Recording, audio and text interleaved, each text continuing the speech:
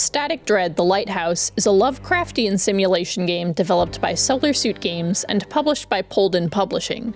Heavily inspired by the mechanics and moral dilemmas of Papers, Please, Static Dread also has an atmosphere reminiscent of Dredge and a concept similar to No One Lives Under the Lighthouse, a combination that I found immediately enticing as a fan of both life sims and slow burn horror. Truly, lighthouses have always been incredibly effective settings for stories aiming to inspire psychological, cosmic, and philosophical foreboding, fostering a sense of creeping isolation and encouraging characters and audience alike to ponder the vastness of the ocean and the terrors that might lurk within. It's an excellent foundation for Static Dread to have been built upon, but unfortunately, some dissatisfying elements prevent the game from living up to its full potential. Static Dread casts the player in the role of a newly appointed lighthouse keeper dispatched to a remote island post and forced to leave his family behind in the city. A mysterious aurora has suffused the sky, rendering electronic navigation systems inoperable and causing strange phenomena out at sea. And your job is to provide a literal and figurative beacon for sailors braving the unnaturally treacherous waters.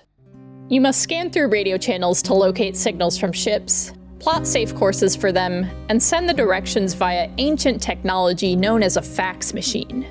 As conditions in the outside world escalate, you're given additional guidelines, such as redirecting all cargo ships to the Coast Guard for inspection, avoiding danger zones marked on your map, or scrutinizing each captain's documents to make sure they are who they say they are, and not a secret Cthulhu cultist trying to infiltrate the mainland. Each day brings new rules to follow or disobey, and tough decisions to make, especially after you're contacted by an enigmatic entity who demands that you send the occasional ship to its doom in exchange for things like otherworldly power or protection for your wife and daughter. Your solitude is also regularly interrupted by locals knocking on your door, many of whom are in distress, looking to start a fight, losing their goddamn minds, or just desperate to enter the lighthouse for one reason or another. You've been instructed not to let anyone in under any circumstances, but turning certain people away might ultimately do more harm than good.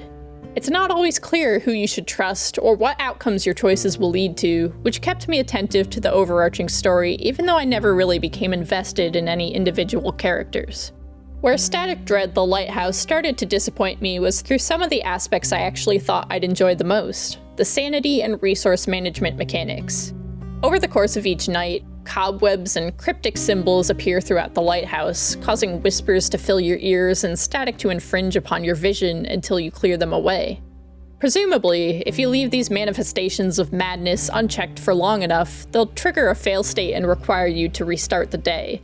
But I never actually discovered if this was the case because nothing else in the game demanded my attention in a meaningful way.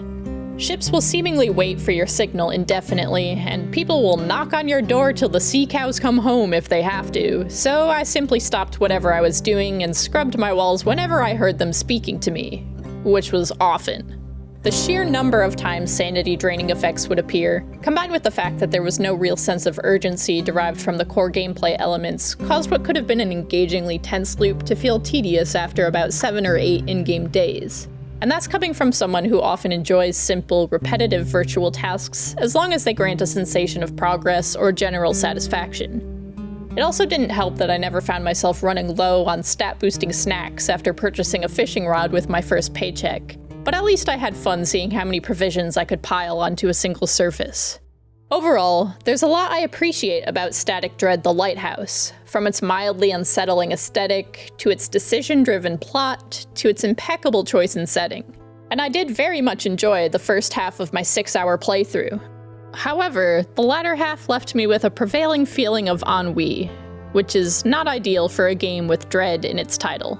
Static Dread: The Lighthouse is available now for $12.99 on PC.